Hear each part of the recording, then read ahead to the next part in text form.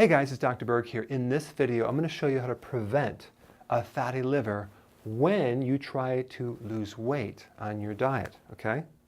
I'm going to use this little book to show you a reference, a textbook on medical physiology. This is the Bible of medical physiology. This is very interesting. I found this quote here, and let me read this to you.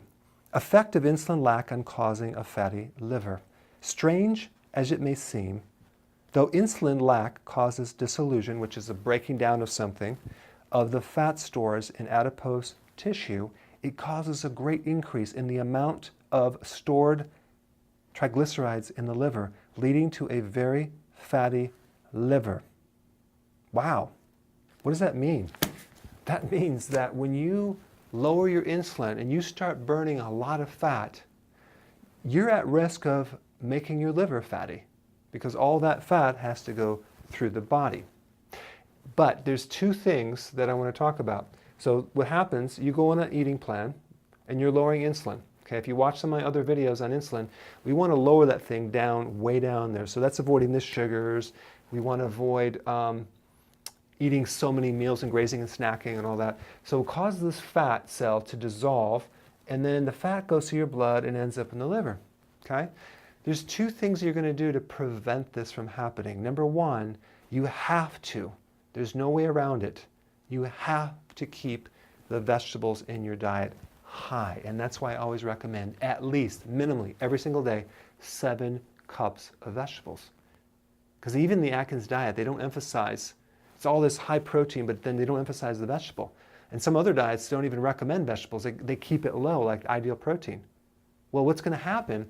You're going to end up with a fatty liver, because we need the vegetable to clean that liver to oppose all the fats that's coming out of you. So we want vegetable. We don't want corn. We want leafy greens, okay?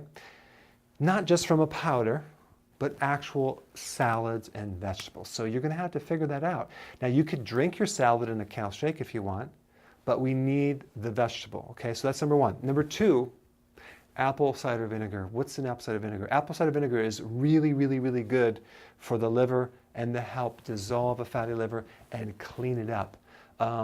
There are other supplements that you can take, like choline, for example, that also are good for a fatty liver, and that's a type of B vitamin. And believe it or not, guess what food has the highest choline? Egg yolks. Interesting, right? Lecithin is another thing you consume to dissolve the fatty liver. And guess what have as high lecithin? Egg yolks. So egg yolk is actually a really good thing to consume, because what will happen is if you do that, your body will then make less cholesterol, because there's cholesterol in the egg yolk. So your liver makes about 2,000 milligrams a day. So if you eat a little bit more egg, your body just makes less. So egg yolks are totally okay. So we want vegetable, we want egg yolks, and we definitely want apple cider vinegar. 2 tablespoons in a glass of water 3 times a day. Okay? So that's just an important tip as you do your program to prevent a fatty liver. And also, how do you know if you have a fatty liver? Well, if your belly is big, you have a fatty liver. Okay? But if you want to prevent a fatty liver, go ahead and keep the vegetables in it all the time. All right? See you in the next video.